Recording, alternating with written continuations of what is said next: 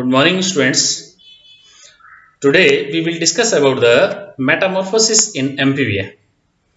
Metamorphosis amphibia में कायांतरण किस प्रकार से होता है, इस विषय पर आज चर्चा करेंगे।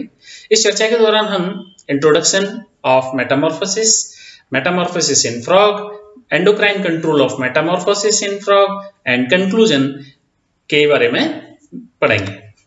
तो सबसे पहले लेते हैं इंट्रोडक्शन। मेटामॉर्फोसिस क्या है? Metamorphosis is a biological process by which an animal physically develops after birth or hatching, involving a conspicuous and relatively abrupt change in the animal's body structure through cell growth and differentiation. प्राणी में एक ऐसी भ्रूणीय अवस्था से वयस्क अवस्था में होने वाले परिवर्तनों के बारे में, परिवर्तन जो होते हैं वो कायांतरण कहलाते हैं, जिसमें उसकी वृद्धि और विभेदन के आधार पर उसमें वयस्क अवस्था में बदल जाता है। इन परिवर्तनों को मेटामॉर्फोसिस कहा जाता है। मेटामॉर्फोसिस जो शब्द है वो लैटिन भाषा के Meta plus morpho plus Oasis से बना हुआ है। मेटा मीन्स मल्टी, बहुत सारे, मॉर्फोज मतलब होता है शेप, जिसमें बहुत सारी शेप बदल जाती हो। ओसिस का मतलब होता है फिनोमिनन, इस प्रकार का फिनोमिनन जिसमें शेप बदलती हो, ऐसी क्रिया को मेटामॉर्फोसिस कहा जाता है। Metamorphosis is the iodothyronine-induced and ancestral feature of all chordates। सभी chordates में पाई जाने वाली ये ऐसी प्रक्रिया है जो आयोडोथायरिन से कंट्रोल होती है, इंड्यूस होती है। Animal that goes through metamorphosis are called metamorphose. ऐसे प्राणी जिनमें मेटामॉर्फोसिस कायांतरण पाया जाता है उनको मेटामॉर्फोज कहा जाता है। Very few vertebrates undergo metamorphosis, but all the amphibians do this. Vertebrates में बहुत कम पाई जाती है, लेकिन amphibian में ज्यादातर में ये मेटामॉर्फोसिस की क्रिया पाई जाती है। Metamorphosis in amphibia. In amphibia, metamorphosis is primarily related to the change from the aquatic life to terrestrial life. एक ऐसी क्रिया है जिसमें एक जलीय जीवन से और स्थलीय जीवन की तरफ प्राणी आते हैं और उसमें जो चेंजेस होते हैं वो मेटामॉर्फोसिस कहलाते हैं। Because in amphibia, eggs are laid in water and larvae are adapted to the aquatic lifestyle, and the frog, toad, newts all hatch from the egg as the larvae in water and the external gills, but it will take some time for the pulmonary respiration. जो amphibian हैं वो अपने अंडों को पानी में त्यागते हैं, क्योंकि वो उनका जो जीवन की शुरुआत है वो जल से होती है, तो water is indispensable requirement of their life cycle. तो उनकी लाइफ साइकिल के लिए पानी अपरिहार्य कारक होता है, जो पानी के बिना उनमें जीवन की शुरुआत नहीं हो सकती। इसलिए जीवन की शुरुआत पानी में होती है, उसके बाद में वो स्थल पर आते हैं, तो इसलिए उनको एम्फीबियस यानी कि उभयचारी प्राणी कहते हैं। जल और थल पर रहने वाले प्राणी कहा जाता है, क्योंकि जल में रहने के लिए गिल्स चाहिए रेस्पिरेशन के लिए, और स्थल पर रहने के लिए लंग्स का विकास होता है उनमें, जो वायवीय श्वसन कर सकते हैं। तो गिल्स से और लंग्स तक की जो यात्रा है उसको मेटामॉर्फोसिस कहा जाता है। They are herbivorous because they food and the pieces of aquatic plant. उनके जो tadpole है, जो मेढक का लार्वा है उसको tadpole कहते हैं। वो tadpole शुरुआत में वो aquatic plants से अपना भोजन ग्रहण करते हैं। Afterwards, newt larvae start engulfing small living animals and change to predatory lifestyle. बाद में उनमें उनकी जो लाइफ स्टाइल है वो चेंज हो जाती है, क्योंकि उसके बाद में वो छोटे एनिमल्स को एनगल्फ करना शुरू कर देते हैं, यानी वो हर्बिवोरस से कार्निवोरस लाइफ स्टाइल में चेंज हो जाते हैं। It is evident that a metamorphosis from tadpole to adult involve 3 types of alterations. 3 प्रकार के चेंजेस आते हैं उनमें मेटामॉर्फोसिस के दौरान। क्या क्या है? मॉर्फोलॉजिकल चेंजेस, फिजियोलॉजिकल चेंजेस और बिहेवियरल चेंजेस। मॉर्फोलॉजी आकारिकीय परिवर्तन और क्रिया शारीरिक क्रिया परिवर्तन और व्यवहारिक परिवर्तन, इन परिवर्तनों के बारे में एक एक करके चर्चा करेंगे। सबसे पहले लेते हैं मॉर्फोलॉजिकल चेंजेस। मॉर्फोलॉजिकल या आकारिकीय परिवर्तन। आकारिकीय परिवर्तन को फिर हम 3 सब कैटेगरीज में डिवाइड कर सकते हैं: प्रोग्रेसिव चेंजेस, रेट्रोग्रेसिव चेंजेस और रिमॉडलिंग चेंजेस। तो सबसे पहले प्रोग्रेसिव चेंजेस। प्रोग्रेसिव यानी अग्रगामी कायांतरण की तरफ जो होने वाले परिवर्तन है, यानी उनमें जिनमें ऑर्गन्स का फॉर्मेशन होता है। रेट्रोग्रेसिव का मतलब जिनमें ऑर्गन का डिटेरियोरेशन होता है, डिस्ट्रक्शन होता है, यानी उल्टा रिड्यूसिंग मैनर में चलता है। और रिमॉडलिंग का मतलब जिसमें शेप चेंज होती है। तो सबसे पहले progressive changes. Structurally the tadpole and adult frog differ markedly because they are well adapted to their own kind of habitat. दोनों ही यानी कि लार्वा और वयस्क जो मेढक है वो अपने अपने आवास में रहने के लिए वो पूरी तरह से मार्केडली अडेप्टेड होते हैं। क्योंकि लार्वा जो है एक्वेटिक लाइफ के लिए अडेप्टेड होता है और वेस्ट जो है टेरेस्ट्रियल लाइफ के लिए अडेप्टेड होता है। During critical stage of Metamorphosis those structures are formed which are larva lake but the essential for the adult stage। तो लार्वा से एडल्ट बनते समय ऐसे कुछ अंगों का विकास होता है, ऐसे कुछ प्रोग्रेसिव चेंजेस आते हैं जिन जो कि एडल्ट स्टेज के लिए उनके लिए जरूरी होते हैं। तो क्या क्या प्रोग्रेसिव चेंजेस होते हैं? Number 1, length and strength of hind limbs increases. पीछे के जो पैर हैं उनकी लंबाई और वो शक्तिशाली हो जाते हैं, लंबाई बढ़ जाती है और शक्तिशाली हो जाते हैं। 4 limbs emerges out from the penetrating operculum। पहले ओपरक्यूलम में बंद रहते हैं अग्रपाद और फिर उस ओपरक्यूलम को तोड़ करके बाहर एक्सपोज हो जाते हैं वयस्कों में। लंग्स इवेजिनेटेड, लंग्स बाहर फूल जाते हैं, बड़े हो जाते हैं। Middle ear and tympanum develop, मध्य कर्ण और टिम्पेनम जो झिल्ली है वह विकसित हो जाती है। Tongue and boomerang teeth make their appearance, उनकी जीभ और जो बुमेरैंग टीथ हैं वह प्रदर्शित होने लगते हैं। Due to torsion of quadrate cartilage, mouth opening gap is increases। Mouth का जो क्वाड्रेट कार्टिलेज की टॉर्सन के कारण माउथ जो गैप है वो धीरे धीरे बढ़ जाता है, क्योंकि जो एडल्ट में जो माउथ है वो अर्धचंद्राकार होता है, बड़े आकार का होता है, बड़ी मुख खांच होती है उनकी। Eyes move from the lateral position to the apex of the head. जो साइडों में थी आईज लार्वा के वो वयस्क में ऊपर की तरफ यानी हेड के ऊपर की तरफ आ जाती है, एपेक्स ऑफ द हेड पे आ जाती है। In each eye, formation of nictitating membrane takes place। प्रत्येक आंख में निक्टिटेटिंग मेम्ब्रेन जो आंखों को ढकती है, तैरते समय धूल, मिट्टी के कण और बैक्टीरिया आंख के अंदर नहीं जाएं उसको सुरक्षा के लिए एक निक्टिटेटिंग या निमेशक पटल पाई जाती है, वह निमेशक पटल का विकास हो जाता है। The animal develop a big jaw and its gills disappear along with its gill sac। Gill sac और गिल्स ये धीरे धीरे विलुप्त हो जाते हैं और animals develop a big jaw, एक बड़े बड़े जबड़े उसके अंदर बन जाते हैं। उसके बाद में कुछ डेटेरियोरेटिव चेंजेस आते हैं यानी रेट्रोग्रेसिव चेंजेस आते हैं। These changes include the gradual reduction और final disappearance of all larval structures which were essential in larva but no more needed in adult. जो लार्वा में कुछ चीजें आवश्यक थी लेकिन वयस्कों में उनकी आवश्यकता नहीं होती है, इसलिए उनका डेटेरियोरेशन शुरू हो जाता है। These are the tail gradually degenerate and finally disappears through autolysis. Autolysis की क्रिया के द्वारा उनकी जो टेल है वह धीरे धीरे डिजेनरेट होती है और धीरे बाद अंत में विलुप्त हो जाती है। The higher thyroxine concentration required for the tail reabsorption. Tail की जो सेल्स हैं या टिश्यूज हैं उनको रीएब्जॉर्प्शन करने के लिए या उनको डिसइंटीग्रेट करने के लिए थायरोक्सिन का कंसंट्रेशन जरूरी होता है। Horny jaws and horny teeth disappears. जो हॉर्नी जॉज थे और वो धीरे धीरे डिसअपीयर हो जाते हैं। Operculum and gills are lost and closure to the gill cleft. अगर गिल का ओपरक्यूलम और गिल्स धीरे धीरे डिसअपीयर हो जाते हैं, लॉस्ट हो जाते हैं। उसके बाद में रिमॉडलिंग चेंजेस। रिमॉडलिंग चेंजेस यानी उनकी शेप में क्या क्या परिवर्तन आते हैं। During the Metamorphosis some of the structures in the tadpole undergo modification for proper functional utilization by adult। Some of the important changes are as follows। The atrium of heart divide to form 2 auricles and making heart 3 chambered।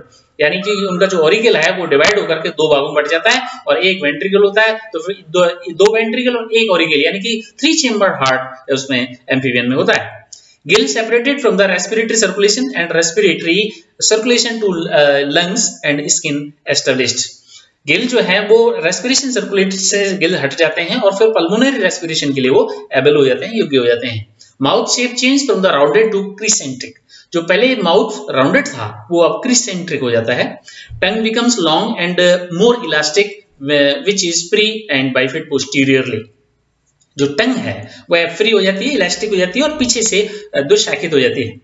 Length of the large intestine reduces and protonephric kidney modified into the mesonephric kidney. Kidney उसकी protonephric से mesonephric हो जाती है। Body require the typical adult shape और body जो है वो adult shape में कन्वर्ट हो जाती है। जैसे ये अंडे दिए, ये अंडे में से ये फर्टिलाइजेशन एम्ब्रियो बना, एम्ब्रियो से फिर ये टैडपोल, टेल टैडपोल, ये टैडपोल और ये बढ़ता गया और इसमें हाइंड लिम्ब डेवलप हो गए और फोर लिम्ब का भी विकास नहीं हुआ है। ऊपरक्यूलम तोड़ करके फोर लिम्ब नहीं आए। ये लंबी टेल पूंछ होती है जो कॉर्डल फिन के द्वारा सपोर्टेड होती है और फिर वयस्क में बनते बनते ये टेल धीरे धीरे इसका आकार में छोटी होती जाती है और अंत में विलुप्त हो जाती है। वयस्क अवस्था में आते आते ये विलुप्त हो जाती है। उसके बाद में physiological changes. These changes include the physiology of the tadpole। tadpole की फिजियोलॉजी में क्या क्या चेंजेस होते हैं। पहला चेंज होता है carbohydrate metabolism begins to increase in liver। Liver के अंदर कार्बोहाइड्रेट मेटाबॉलिज्म इंक्रीज हो जाती है। Pancreas commence the formation of insulin, pancreas में इंसुलिन का निर्माण शुरू हो जाता है। Ammonotelic larva change to ureotelic, ammonotelic जो लार्वा था पहले वो यूरियोटेलिक यानी यूरिया निकालने वाले वयस्क में परिवर्तित हो जाता है। Haemoglobin alter to the adult variety, haemoglobin जो है वो चेंज हो जाता है और वयस्क में पाए जाने वाले हीमोग्लोबिन के समान हो जाता है। Eyes and legs grow quickly and A tongue is formed and all this is accompanied by the associated changes is in neural network, development of stereoscopic vision, loss of central line, lateral line system, ये सारी चीजें, ये lateral line system जिसकी आवश्यकता नहीं होती वो reduce हो जाते हैं। The concentration of serum protein becomes about the double during metamorphosis, serum की जो amount है वो डबल हो जाता है। Biosynthesis and concentration of hemoglobin are greater in adult than in larvae, adult में जो हीमोग्लोबिन का कंसेंट्रेशन वो जस्ट लार्वी से डबल होता है। In the liver DNA synthesis, lipid synthesis, enzyme of ornithine urea cycle increases during adult stage. Alkaline phosphatase and hydrolase enzymes in decreases in adult stage of anurans, ये enzyme जो है वो decrease हो जाते हैं adult अवस्था में आकर के। तो ये थे उसके फिजियोलॉजिकल चेंजेस। उसके बाद में तीसरे नंबर पर आते हैं बिहेवियरल चेंजेस कि टैडपोल से वयस्क बनने में बिहेवियर में क्या क्या चेंजेस आते हैं। तो कुछ बिहेवियर चेंजेस जैसे कि पहला है tadpole is herbivores change into the carnivorous adult, यानी जो टैडपोल हर्बिवोरस शाकाहारी था वो मांसाहारी वयस्क में परिवर्तित हो जाता है। Advance tadpole begins to frequently and regularly come to water surface and break it to the breathe air through the lungs, यानी जो टैडपोल है वो एडवांस टैडपोल यानी जो जब वयस्क के नजदीकी वाला जो टैडपोल है जैसे वयस्क बनने ही वाला है वह पानी से उछल करके और पानी के तट पर किनारे पर बैठ जाता है, पानी से ज्यादा दूर नहीं जाता, वो किनारे पर बैठ जाता है, यानी कि वो पानी में आता है और फिर जमीन पर जाता है, पानी में आता है जमीन पर जाता है, इस प्रकार से वो उनमें अंदर बाहर होता रहता है ताकि वो एम्फीबियस नेचर के एडेप्टेड हो सके। This transformation is of the gill respiration to pulmonary respiration. इससे gill respiration जो उसमें पानी में रहने वाला gill tinidal respiration था वह pulmonary respiration में modify हो जाता है। The tadpole is aquatic in habitat. Near the end of the metamorphosis, frog let begin to spend some time on land also, जैसा कि मैंने अभी बताया। However, they do not venture far from the water. Thus, gradually the frog from an complete aquatic habitat to amphibious habitat. इस प्रकार से धीरे धीरे वह एक एक्वेटिक लाइफ से लेकर के टेरेस्ट्रियल लाइफ में कन्वर्ट हो जाता है। ये मेटामॉर्फोसिस जिसको रंगीन चित्रों के द्वारा दिखाया गया है, जिसमें एग है, एग से एम्ब्रियो बने, एम्ब्रियो ये किसी एक्वेटिक प्लांट से चिपक जाते हैं या उन्हीं को खाते हैं, ये हर्बिवोरस होते हैं शुरुआत में, इनकी टेल के द्वारा ये तैरते हैं और बाद में हाइंड लिम्ब अपीयर हो जाते हैं और बाद में live from the food stored in the tail, tail में जो स्टोर्ड फूड है उसके द्वारा उसको कंज्यूम करके इसका डेवलपमेंट होता है। आगे इनके जो फ्रंट लेग हैं वो बाहर अपीयर हो जाते हैं और फिर टेल धीरे धीरे शॉर्टर होती जाती है और अंत में विलुप्त हो जाती है और वयस्क बन जाता है। ये कुछ वास्तविक जो टैडपोल हैं उनके लार्वा इसमें दिखाए गए हैं, जो इसका कैमरे के द्वारा लिए गए चित्र हैं। ये टेल्ड टैडपोल हैं। Some other amphibian amphibious. अब हमने अभी मेंढकों की चर्चा की यानी एन्यूरेंस की चर्चा की, उसके बाद में कुछ यूरोडेल्स और कुछ अन्य जो एम्फीबियन हैं उनके बारे में, उनमें मेटामॉर्फोसिस किस प्रकार से होता है उसके बारे में चर्चा करते हैं। सैलामेंडर में, सैलामेंडर यानी यूरोडेला का सदस्य है salamander. Development is highly diverse and some species go through a dramatic reorganisation when the transitioning from aquatic larvae to the terrestrial adult, while others such as the axolotl display a pedogenesis, pedomorphogenesis यानी pedogenesis की क्रिया यानी जिसमें axolotl larva larva अवस्था में ही sexually mature हो जाए उस पर उसे पीडोजेनेसिस की क्रिया कहते हैं। वो एक्सोलोटल लार्वा में जो एम्ब्रियोस्टोमा का होता है उसके अंदर पाई जाती है। Never develop into the terrestrial adult, ये लार्वा अवस्था में ही लंबे समय तक रहते हैं और वो वयस्क में परिवर्तित नहीं होते। Within the genus Ambiostoma, species have evolved to be the pedomorphic several times and pedomorphosis. The complete development can occur both in some species. उसके बाद newts, कुछ newts हैं जैसे कि there is no true metamorphosis because the newts larvae already feed a predator and continue doing so as adults. Newts gill are never covered by the gill sac. and will be the reabsorbed only just before the animal larvae the water, just as the tadpole, and their lungs are functional early, but the newts use them less frequently than tadpole. Newts often have an aquatic phase in the spring of summer and a land phase in winter. Winter यानी सर्दियों में वो जमीन पर रहते हैं और गर्मियों में और स्प्रिंग में वसंत ऋतु में वो पानी के अंदर रहते हैं. For adaptation to a water phase, the prolactin is required hormone for the adaptation on land phase thyroxine. Thyroxine और prolactin दोनों ही उनके metamorphosis के लिए आवश्यक होते हैं. External gill do not return to subsequent aquatic phases because these are completely absorbed upon leaving the water for the first time. ये जो एक्सटर्नल गिल्स हैं वो बने रहते हैं उनके अंदर, जैसे कि ये एक एक्सोलोटल लार्वा है जिसके अंदर ये एक्सटर्नल गिल्स पाए जाते हैं 3 जोड़ी, और बाहर की तरफ गिल पाए जाने वाले जो गिल्स हैं ये इनका कैरेक्टरिस्टिक फीचर होता है, इन्हीं से ये रेस्पिरेशन करते हैं. उसके बाद सिसिलियन यानी एपोडन जिनमें पैर नहीं होते, ऐसे एम्फीबियन जिनमें पैर नहीं होते, app. The basal Sicilians such as the ichthyofish go through a metamorphosis in which aquatic larvae transition into the fossorial adult. And aquatic larva जो है उनमें fossorial adult यानी गुफा बने, fossorial कहते हैं गुफाकारी प्राणियों में, which involve a loss of lateral line, and the most recently diverse Sicilian do not undergo a ontogenic niche shift to this sort and are in general fossorial throughout in their lives. Thus, the most Sicilian do not undergo an anuran-like metamorphosis. यानी Sicilian के अंदर एन्यूरन की तरह Metamorphosis नहीं पाई जाती. तो ये Metamorphosis के बारे में. उसके बाद अब इन मेटामॉर्फोसिस पर कंट्रोल कैसे होता है, how this metamorphosis controls. The metamorphosis in amphibian is initiated by thyroid hormone. Thyroid hormone का बहुत अहम रोल होता है इनकी मेटामॉर्फोसिस में.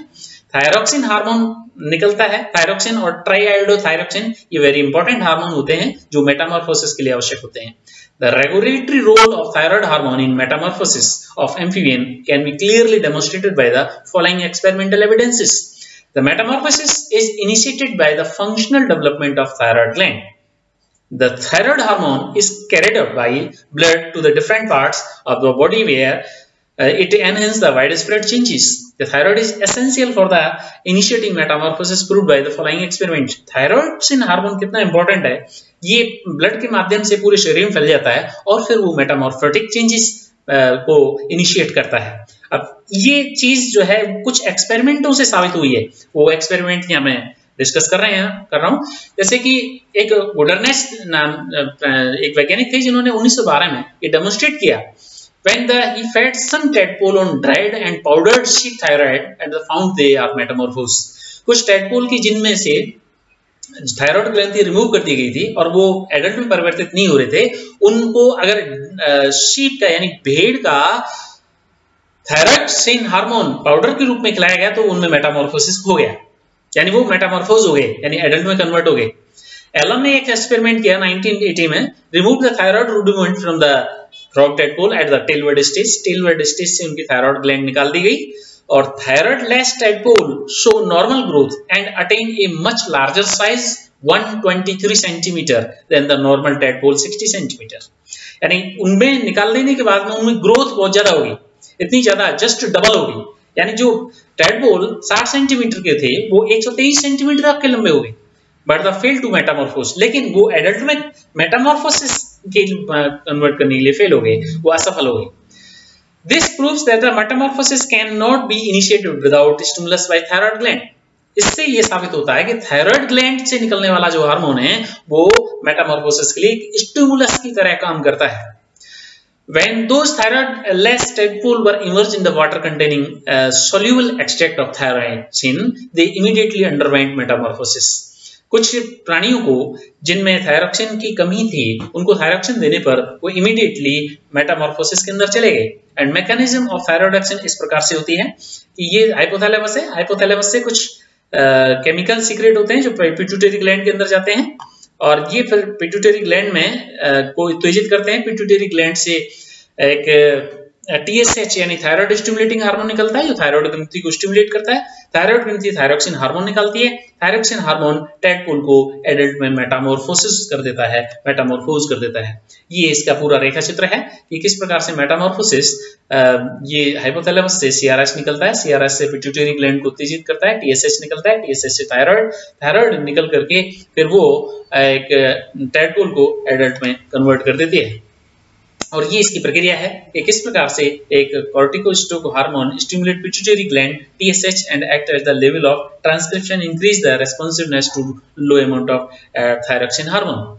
थायरोक्सिन हार्मोन को किस प्रकार से वो अंदर फिजियोलॉजिकली कंट्रोल किया जाता है। लास्ट में हम ये कह सकते हैं कि Metamorphosis in amphibia is the morphological, physiological and behavioural changes occurring in tadpole of frog for the amphibian by which they convert into an adult.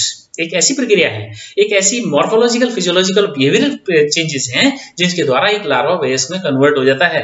This effort is all over the survivability of offspring so that the species continue to evolution.